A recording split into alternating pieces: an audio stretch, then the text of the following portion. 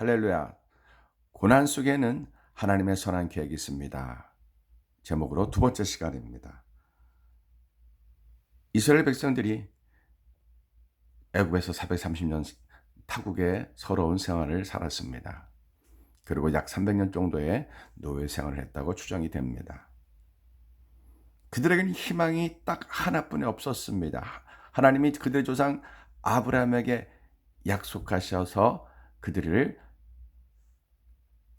약속의 땅으로 보내주신다는 그 희망 하나뿐입니다. 여러분, 오랜 세월 동안 노예 생활을 해보십시오. 얼마나 힘들었겠습니까? 그들의 DNA조차도 아마 노예의 근성으로, 절망으로 그렇게 바뀌었을지도 모릅니다.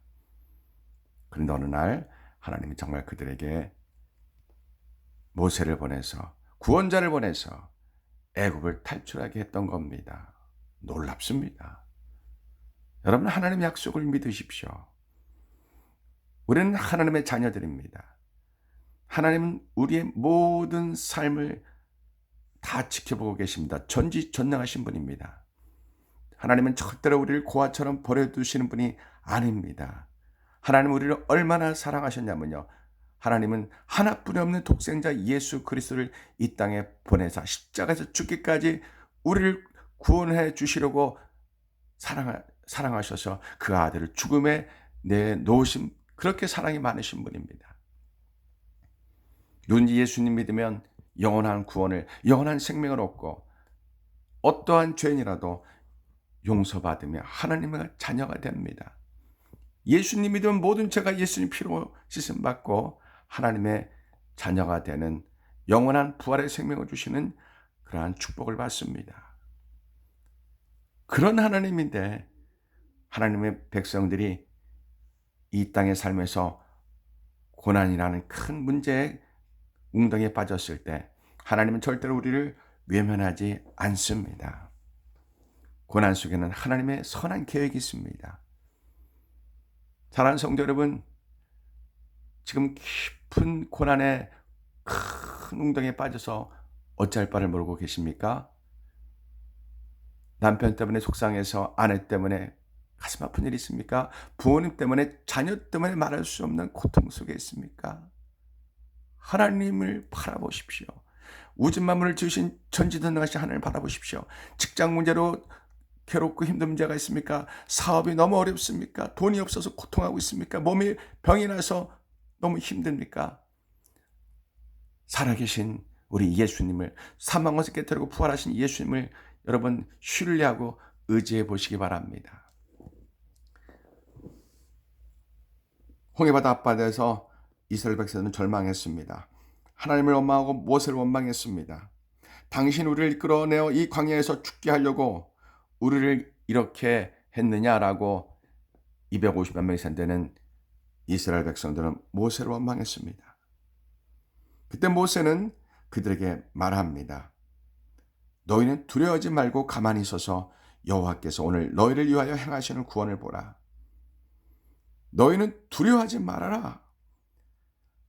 가만히 있어서 이곳 홍해바다까지 우리를 구원하시고 인도하신, 우주 만물을 지으신 여호와 하나님께서 오늘 너희를 위하여 행하시는 구원을 봐라.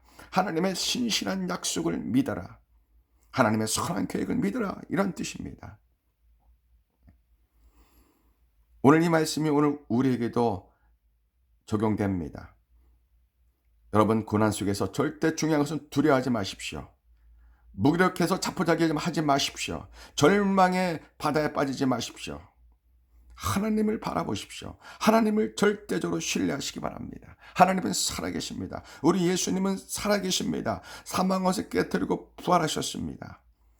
예수님의 이름을 의지하는 자에게는 반드시 문제를 해결해 주십니다. 오늘 하나님은 모세를 통하여 우리에게 말씀하십니다. 또 이스라엘 백성들에게 말씀하셨습니다. 여호와께서 너희를 위하여 싸우시리니 너희는 가만히 있을지니라 말씀하셨습니다. 사랑하는 성도 여러분, 우리 인생에 있는 수많은 영적 싸움요, 우리 인생 속에 놓여 있는 정말 파도처럼 밀물처럼 다가오는 수많은 문제들, 그 문제 저 너머에는 우리 예수님이 우리를 기다리고 계십니다. 우리를 바라보고 있습니다. 깜깜한 바다에 예수님의 제자들이 갈릴리 바닷가를 그들이 배 타고 갈 때 풍랑을 만납니다. 저 멀리서 예수님이 다가오십니다. 예수님 제자들이 무서워 벌벌 떨었습니다. 베드로가 예수님을 알아봅니다. 주님, 주님이라면 저를 오라고 하십시오 라고 베드로가 말합니다. 예수님이 베드로야 와라 내게 오라 말합니다. 그때 베드로가 예수님을 절대적으로 신뢰합니다.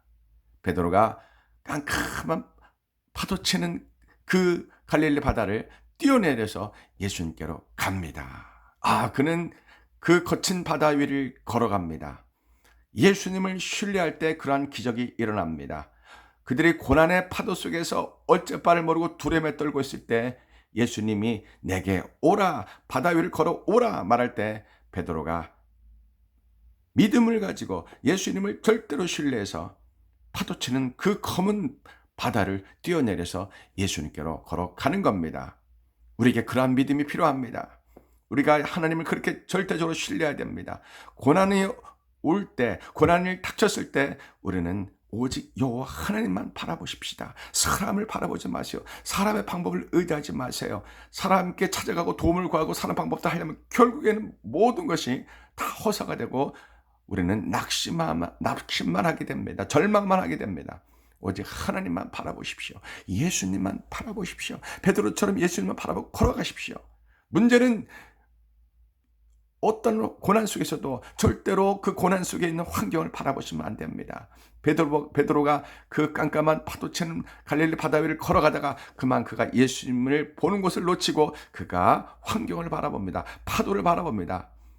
그는 불신앙이 들어오고 의심이 들어오고 두려움이 찾아옵니다. 그래서 그는 바닷속에 빠져가는 겁니다. 여러분, 고난에 있는 문제를 바라보면 여러분은 하나님을 바라보는, 주만 바라보는 믿음을 잃어버리게 됩니다. 베드로는 깊은 바닷속에 빠져갑니다. 그래도 다행히 베드로가 외칩니다. 주여, 주여, 살려주세요, 살려주세요. 예수님 살려주세요. 그가 외칩니다. 여러분, 그 바닷속에 빠져갈 때 외치는 그 부르짖음이 우리를 살리는 너무나 중요한 것입니다. 부르짖음, 하나님께 한 부르짖음이요. 여러분, 사실 고난에 빠지면 기도하기가 너무 어렵습니다. 저게 상담하는 수많은 성도들이 고난 속에서 상담할 때 대부분 기도를 못합니다. 여러분, 고난 속에 있으면 우리가 자포자기하고 무기력하기 때문에 기도할 힘이 없어요. 그런데 여러분, 베드로는 깊은 바닷속에 빠졌을 때 막 외칩니다. 주여 살려달라고 예수님을 외칩니다. 예수님 살려주세요, 도와주세요 외칩니다.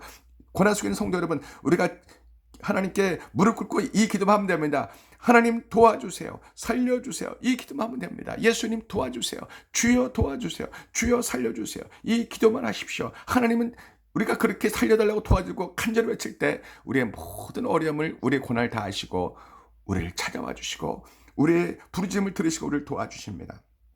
오늘 출애굽기 14장 말씀에서 모세는 하나님의 말씀을 그들에게 두려움에 떨고 있는 이스라엘 백성에게 전합니다.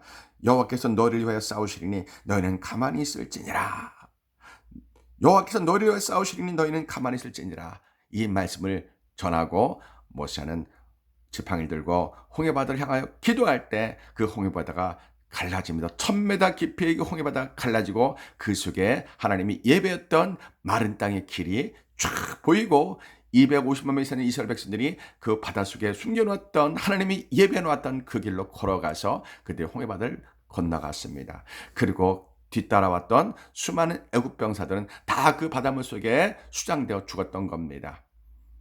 그리고 이스라엘 백성들은 하나님의 우리를 위하여 싸우시고 우리를 지켜준다는 것을 알게 됩니다. 그래서 그들이 홍해바다를 건너가서 찬양합니다. 여호와는 나의 힘이여 노래시며 나의 구원이시로다. 그는 나의 하나님이시니 내가 찬송할 것이요 내 아버지 하나님이니 내가 그를 높이리로다. 여호와는 용사시니 여호와는 그의 이름이로다. 라고 그들은 하나님을 찬양합니다. 여러분, 지금 고난 속에서 하나님 여러분을 향하여 그 고난의 바다 깊은 곳에 여러분을 향한 놀라운 길을 예비해 놓고 있습니다. 하나님을 절대 신뢰하십시오. 반드시 승리합니다.